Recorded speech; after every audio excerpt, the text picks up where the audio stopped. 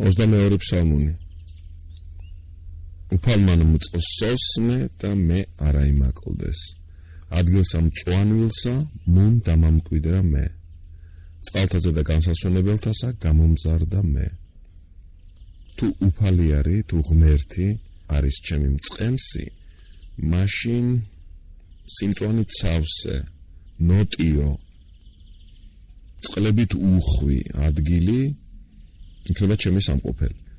რადგან აღმოსავლეთში ხდება მოქმედება, რადგან დავითი ცხოვრობს იქ, სადაც წყალი, ხელმცენარეები, სიმწვანი არის სანატრელი, ამიტომაც მეტაფორას გვთავაზობს. რომ სიკეთე არის იქ ჩემთვის, სადაც მოკლედ მელოდება ის რაც აქ იშვიათობა, ის რაც აქ სანატრელია. და თუ კი ღმერთი არის ჩემი მწყემსი, მაშინ ეს ყველაფერი მე მექნება უხვად. სანატრელ გარემოში აღმოჩნდები. სიტყვა უფალზე შეიძლება რამდენიმე წუთით შეჩერება. უფალი იგულისხმება, რომ არის ის, ვისაც აქვს ყველაფერზე ძალაუფლება. და უმეტესწილად კი უკვე ახალ აღთქმაში უფლად ღმერთს მოიხსენებენ იმ კონტექსტში, რომ ის არის სიკვდილზე ხელმწიფეც, სიკვდილზე უფლებამოსილების ყრობელიც. ყველა გარემოებაზე, სიცოცხლეზე ძალაუფლების მქონე, ყველაზე დიდი ძალაუფლების მქონე არის ღმერთი და ამიტომ ყველაზე მეტად მას შეეფერება სიტყვა უფალო. და გრძელდება ისევ ეს, რომ უფალმა მწსოს მე და თუ კი უფალი არის ჩემი მწყემსი, მაშინ მე არაფერი არ მაკლია და ჩამოთვლილია ის, რაც ყველაზე მეტად აკლია ხოლმე ადამიანს აღმოსავლეთში. ჩრდილი, მწვანე გარემო, წყალი, როცა უფალია ჩემი მწყემსი, მან მოაქცია სული ჩემი და მიძღოდა მე გზათა სიმართლისა და სახელისა მისსათვის. მან მოახერხა და მოაქცია ჩემი ფიქრები, ჩემი სურვილები, ჩემი განცდები, გახდა ჩემი წინამძღოლი სიმართლის გზაზე და ეს სიმართლე არის მისი სიმართლე, ამიტომ მისი სახელისთვის მოხდა ეს ყველაფერი. ვიდოდიღა თუ შორის აჩრდილთა სიკვდილისათა არა შემეშინოს მე ბოროტისაგან. და როცა ღმერთი არის ჩემი მწყემსი, ეს ყოველთვის შეგვიძლია თავსართად დავიტოვოთ, მე სიკვდილის აჩრდილებს შორისაც რომ ვიარო, რომ მომიწიოს გავლა ძალიან საშინელ გარემოებებში, ბოროტების არ შემეშინდება. ძიმე შედეგების არ შემეშინდება, იმიტომ რომ შენ ჩემთან ხარ. შენმა კვერთხმა და შენმა არგანმა ამათ ნუგეშინისწეს მე.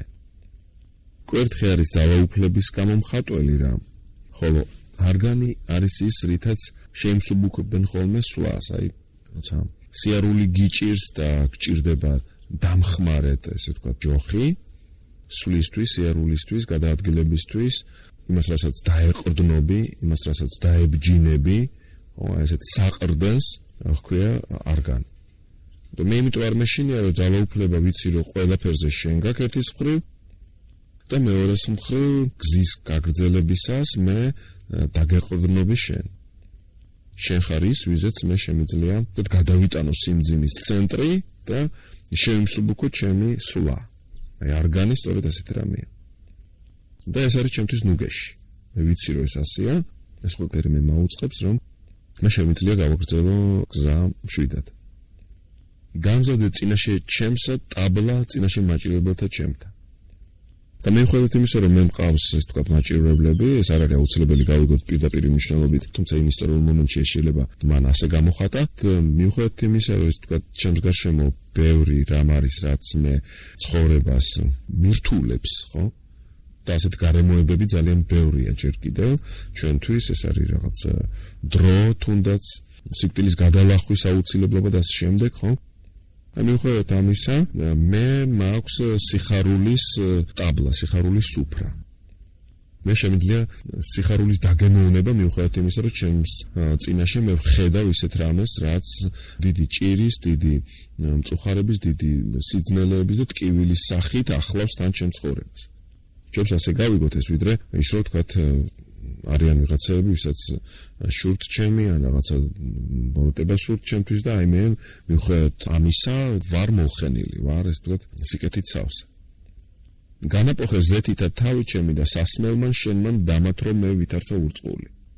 ზეთი არის როგორც ესე თქვა სიმდიდრის ან რაღაცა კეთილდღეობის დამაამებელი, ესეთი ერთგვარი სამკურნალო თვისების მქონე ნივთიერება აღმოსავლეთში და ამიტომ ორივე მნიშვნელობით განაპოხე, პოხიერი, ანუ ჩემი ცხოვრება, ჩემი პოზიცია ამ ცხოვრებაში არის სავსე სიკეთეებით, კურთხევით, ნუგეშით, ზეთი როგორც ეს სამკურნალო ნივთიერება, ზეთი როგორც კეთილსურნელების, როგორც დაცულობის, განსაკუთრებულობის თუნდაც ნიშანი, ხო? ამითი სავსეა ჩემი ცხოვრება. განაპოხე ზეთითა თავი ჩემი და სასმელო შენმან დამათრო მithარცა ურწყულმა. და იმდენი რამე შემომთავაზე, იმდენი რამე შევსვი, ხო, იმდენი რამე გავითავისე, იმდენი რამე შევხუდი, რომ თვალი ვარ ამ გემოებისაგან, როგორც ღვინისგან მოწყურებული კაცი დათრება ხოლმე და დიდი სიამოვნებით სვამს ღვინოს. აი ისე შენმა ცხოვრებამ მე შემომთავაზა ბევრი სასიკეთო რამ, რითაც მე კმაყოფილი ვარ და რითაც მე უფრო მეტიც თრობა ეს რაღაც მსუბუქი სიამოვნების განცდა არის, ხო მართალია და აი ეს ყველაფერი მე მაქვს. როცა შენ ხარ ჩემი მწყემსი, მაშინ განაპოხე ზეთითა თავი ჩემი, თავი როგორც ცენტრი მნიშვნელოვანი რამე, ხო, ჩემი არსების. არა უბრალოდ ფიზიკური თავი, არამედ როგორც ცენტრალური მნიშვნელოვანი რამე ჩემ ცხოვრებაში. ხო, აი ცენტრალური ამბები ჩემ ცხოვრებაში გაპოხილია ზეთით და შენი სასმელით ვარ, ეს თქვა, დარწყულებული და მთვრალიც კი. წყალობა შენი უფალო, თანამავალ მეყავ მე ყოველთა დღეთა ცხოვრებისა ჩემისად. და შენი ეს თანადგომა, ჩემს მწუხარებებში, ესე თქვა, ნუგეშად და მეგობრად ყოფნა, მე სულ თან დამზდეს. წყალობა შენი უფალო, თანამავალ მეყავ მე ყოველთა დღეთა ცხოვრებისა ჩემისადა. დამკვიდრება ჩემ და სახლსაუფლისასა განგრძობასა დღეთასა. ეს ყველაფერი მოხდება მანამ, სანამ მე დავიმკვიდრებ შენ სახლში. ან ეს ყველაფერი არის ძალიან სტაბილურად ჩემ ცხოვრებაში და დღეთა განგრძობით, ანუ მუდმივად ხდება ესა. სტაბილურია ეს ყველაფერი. ასე შეიძლება გავიგოთ და შეიძლება გავიგოთ, რომ და ეს ყველაფერი მოხდეს, ვიდრე მე ახალ სიცოცხლეში უკვე ყოველგვარი გაჭირვებებისა და ბოროტებისაგან თავისუფალ სიცოცხლეში უკვე მკვიდრი გავხდები, ვიდრე მე ამ ყველაფერსგან გამთავისუფლდები. აი დაახლოებით ასე შეიძლება 22 ფსალმუნზე ლაპარაკი და ეს დავითის პოეტური ტექსტი გავიგოთ.